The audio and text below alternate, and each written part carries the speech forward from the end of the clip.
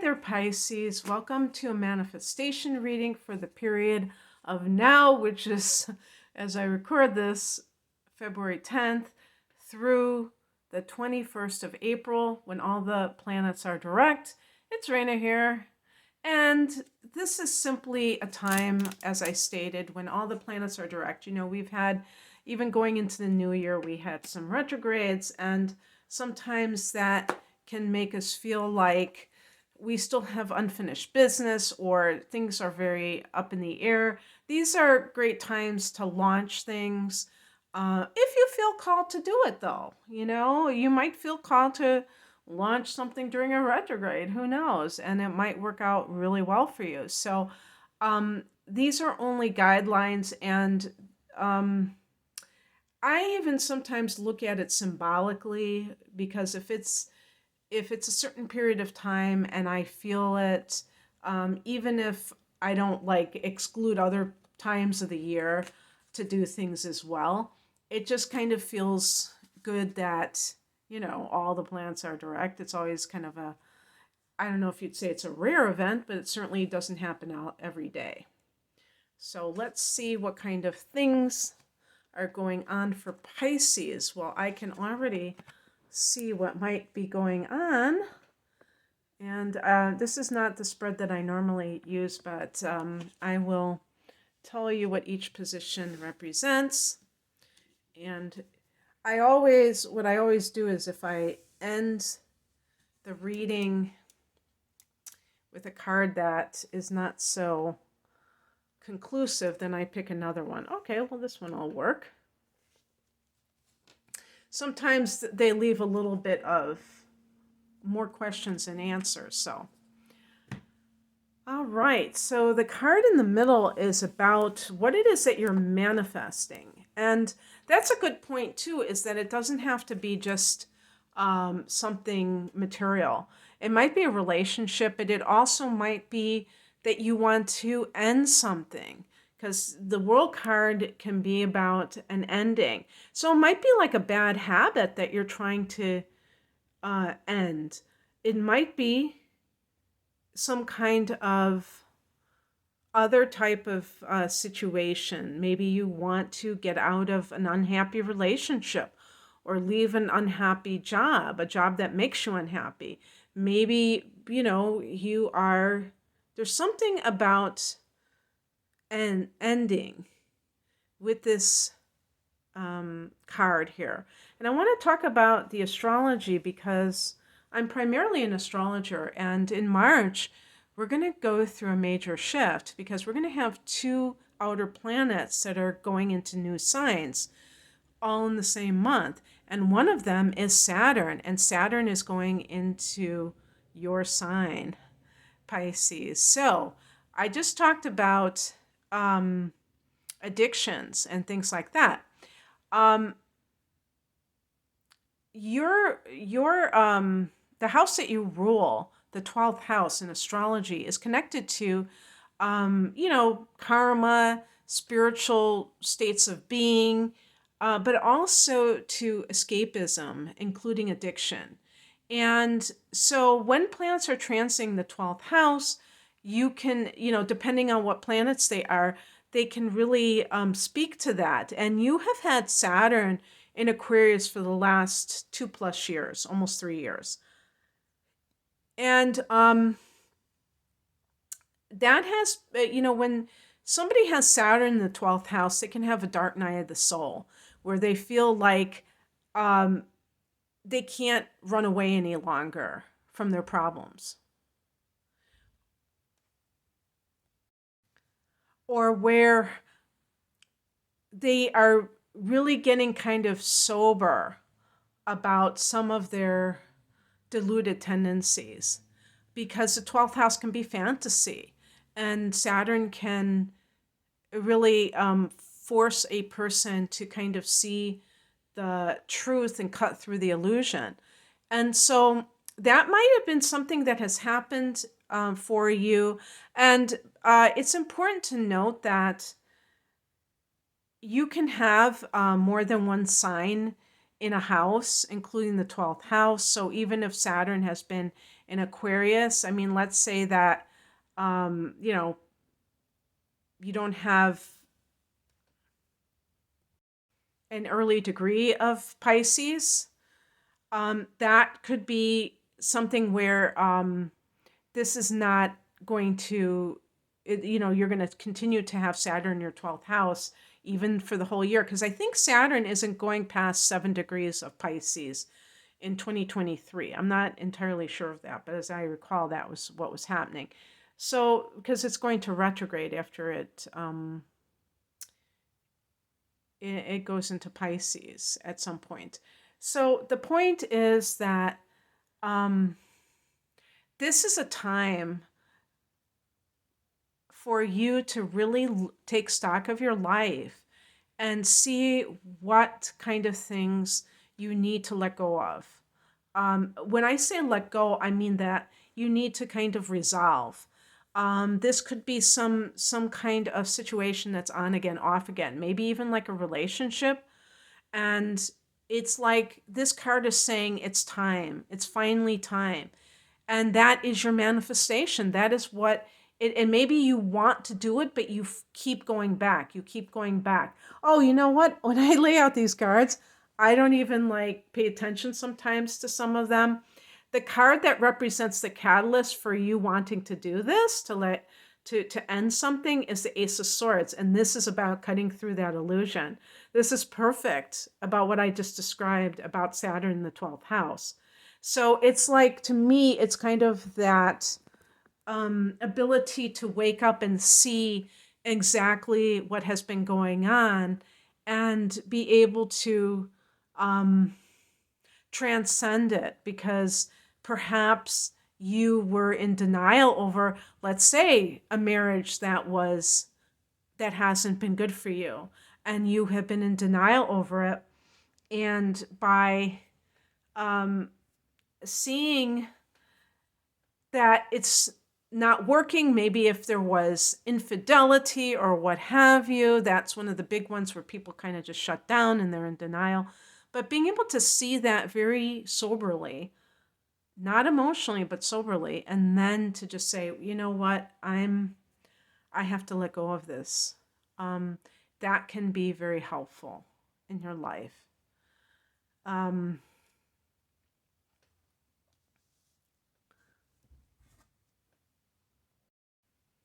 card that represents the first step to take in manifestation of what is going on is the Nine of Cups. Now, that's a very interesting one because the Nine of Cups is about wish fulfillment. I would say is almost like visualization is, because I was reading about manifestation recently, and they were talking about, you feel it as if it's already happened. And I think that whether or not you believe personally in the law of attraction or not, I think that's a really great way of going about trying to manifest something. Like, for instance, if you are afraid to end something, let's just use that example that I gave of a marriage, and maybe you have suffered, but I was going to say Pisces is long suffering, right? So you tend to have that, and this is not, see, the thing that's really important, because somebody wrote to me and they said that I was being hard on Pisces, and that kind of made me feel bad, because I'm totally not, I totally am not like, biased against Pisces whatsoever. It's just that I think sometimes I want to, do tough love with Pisces, because one of the things I have noticed in my life dealing with people, not necessarily Sun in Pisces, sometimes it's more like the Moon in Pisces, where the person, or even like Mars, my partner has Mars in Pisces.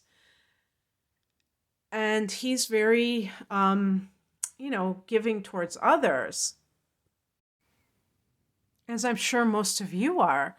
I mean, I should have said all of you are, right? Oops. But the thing is that you one of the things I've noticed is that sacrificial nature has to that can cause you to believe that you can that you should make other people happy at your expense. No, there has to be self-love balanced with loving others, because sometimes what other people are asking of you is not right, and they are, asking you to do something that they should be doing for themselves. So look at this and be able to see where, if you need to like leave an important relationship, it might be some other type of relationship too, that is kind of like draining you. And you see this and you're able to see how you're going to feel, you know, being by yourself, free of this draining relationship, and the happiness that that will bring you. Or if this is like leaving a job, um, ending a job, maybe it's time to retire, and you have been kind of um, putting it off. Not to say that you retire from life, you retire from service. You might just have a different service to offer that you want to offer. Some of you, a lot of you are artistic, a lot of you are psychic. So if you have been doing other types of work, this might be the time to go into the very thing that you excel in. What's coming in is the Seven of Cups, which is really a card connected to Pisces. Can be for some people that there is confusion, that there's wishful thinking. They don't know, which way to turn. They have a decision to make, but they are like, maybe you're over idealizing certain choices and kind of seeing other options as being less than desirable, when really, if you were to tune into yourself and what your true needs are, you would realize what is going on. Because in some cases, like for instance, when somebody leaves a relationship, sometimes they want to have somebody else waiting in the wings. And that kind of thing can lead to kind of going, from one relationship to the other, never really tapping into yourself and being by yourself and being okay with that. So, um, I don't even like to use the word wishful thinking in a bad way because the Nine of Cups is wish fulfillment. So I think of that in terms of like the type of feeling that you're tapping into is actually wishful thinking in the positive sense, not in the sense where you're um, misled in terms of what it is that would really make you happy. And that comes from knowing yourself at the deepest level. And sometimes Pisces, this is one of the reasons why sometimes when somebody's getting a private reading from me and they are Pisces and I look at their chart and it's like they're so psychic, I'm like, why are they getting a reading from me? But it can be that they have a hard time seeing themselves. Even if they can read other people, they can have a hard time like tapping into themselves. Part of that is that you're too close to yourself, and because you're a water sign, you can get very emotionally attached to your feelings, which makes sense, obviously, since they're feelings. But that kind of subjectivity can cloud your judgment. So that's kind of what the Seven of Cups is really representing. So you have to gain that clarity. It's interesting that that Ace of Swords is right below that card. Also, this is a card of addiction. I would say, even not if it's a full-blown addiction, if you have any kind of habits that include a lot of mind-altering substances, that can cloud your judgment, cloud even your faith in yourself, and your perceptions. And That's really what clarity of thought and the Ace of Swords represents to me. The outcome card is the Empress. This is a card of abundance, the card of love, children, creativity. So it's really a positive card in many ways. This is the card of the Earth Mother. And so the fact that I'm getting this card in this particular outcome position suggests to me that if you want some of those things that I have mentioned that are connected to Empress, there may be something that needs to let go. You need to let go of in your life. Sometimes these things are going to be, you're going to have to let go of them. They're going to be forced on you because outer events dictate it. And in those cases, the only thing that you can do is really to just be okay with letting go.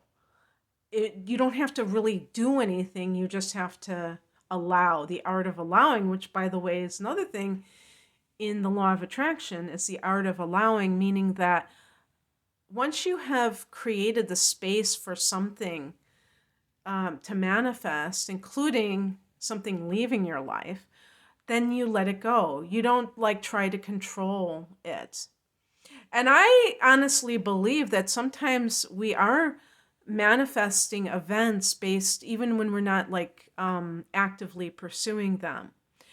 Sometimes simply by just, letting go of any kind of need to control a situation will take care of that situation. And in some ways, it may end a lot more cleanly than it normally would have if you really had tried to manipulate events. So you may have to practice detachment. This is what I'm talking about with this kind of tendency to over focus on others, which we could call codependency, is that once you kind of pull back into yourself, Pisces, and you start pursuing your own dreams, life will have to adjust. So things will be altered even if you don't really do anything on your end specifically. They will naturally adjust themselves. So the Empress can be about love coming into your life. Again, can love come into your life if you still have an old love lingering around, an old relationship that you are not feeling is in your highest good? Or do you have to make space for that by ending one thing, tying up those loose ends, and then pursuing your next course? You probably know the answer to that. All right, that's what I have for you, Pisces. I hope that this resonated. If you would like a private reading, I'm primarily an astrologer, and I'm promoting my double readings, which are an hour of natal chart analysis and an hour of transits for the upcoming 12 months, called my deep dive reading. That's at a special price. I have another double reading, that's the natal chart interpretation or the transits, whatever you want, and the tarot for a special price as well. And I have individual readings. You can find out more information at the link below. I'm at RainaMoonAstrology.com. Thank you for watching. Take care. Bye.